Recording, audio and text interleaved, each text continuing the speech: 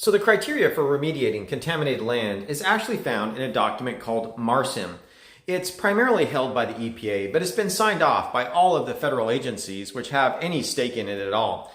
And it's largely a statistical approach to demonstrate that the largest credible dose that a member of the public could get is a fraction of natural background. And why that's of interest is that there are many people in society that say that's not good enough. It needs to be zero. And you could make it statistically indistinguishable from zero, but it would be really expensive.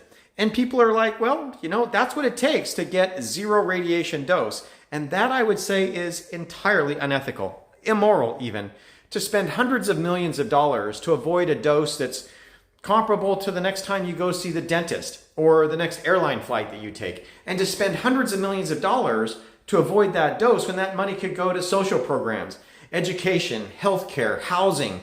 That's just an incredible waste of money to avoid something that's not even measurable. It's like saying, I'm going to spend $1,000 per person to make sure that there's a piece of wood wherever that person is so they can knock on wood and stay lucky.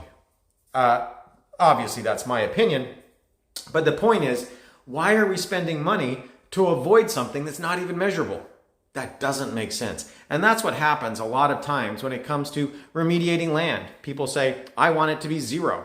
I want there to be nothing, even though it was naturally radioactive to start with, and we could make it even less than that at a great expense.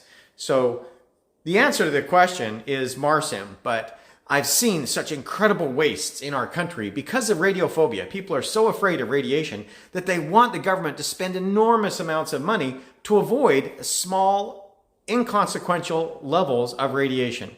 And it's just a shame. It's just a shame. And that's also why nuclear is so expensive, is that you've got these small fractions of background as the limit. And you can do it, and we've done it. And that's why nuclear is being done right now. It meets those regulatory standards, but there is just such an outcry to spend more and more money to make it safer and safer and safer. And we can do that if that's what they want. It's just a choice that we have to make. So I hope that's helpful. I hope I didn't rant too much. Maybe I did.